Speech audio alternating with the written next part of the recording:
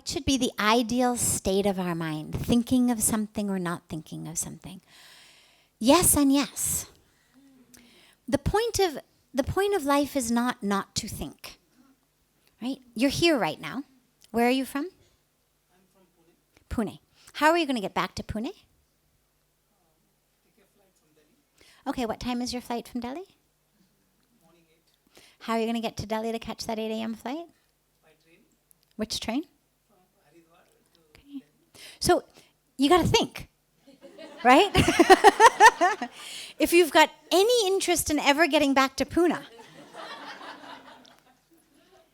you've got to think. Now, it's easier now because you've already made your plans, but presumably there was a time a few hours ago or days ago or weeks ago, whenever you made your plan, that you had to say, okay, there's actually lots of flights from Delhi to Pune. You happen to have an 8 a.m. one.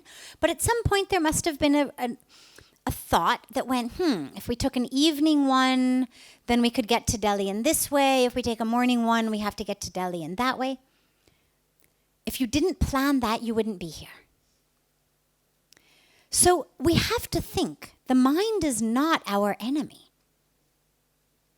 The mind is what helps us figure out, I've got to put food in my body a few times a day. I'd like it to be food that nourishes my body rather than harms my body. Some level of thinking and planning has to go into it. Unless you're lucky enough to, live here and you just sit down and they stick a plate of food in front of you, or you've got a mother who does that, but for most of us, you got to think. You go to sleep at night. If you've got to be somewhere in the morning, you have to think about what time you have to get up. You set an alarm, or if you've started a meditation practice, what time do you have to set an alarm? The goal of a spiritual life is not just to kind of be blown through life like a leaf, whoever. Maybe I'll get to Pune, maybe I won't get to Pune, maybe I'll just, live somewhere between here and Pune forever, maybe that's, it's not the way for most of us. There are sadhus who live like that, there are religious renunciants who live like that, that which comes I'll eat. But it's not the path that most people have chosen. The issue with the mind is to have it under my control. So, okay, now you've figured out how you're getting back to Pune. Now you can meditate. Now the mind no longer has to do that. You already know. Your alarm is set. Your tickets are in hand. You've had dinner. It's good. Now there's nothing else to think about right now.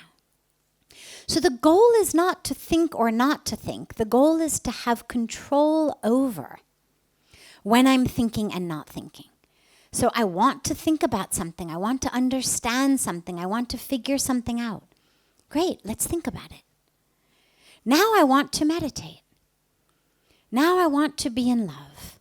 Now I want to just be at peace. Now I want to just watch Ganga. I don't need my brain doing that. I no longer have to figure out how I'm getting back to Pune. Yeah, and I know a couple months from now I've got to go to Mumbai, but I'll figure that out when I'm back in Pune. I don't need to do that on the banks of Ganga. And to have the ability to have it in your control. And that's ultimately the goal.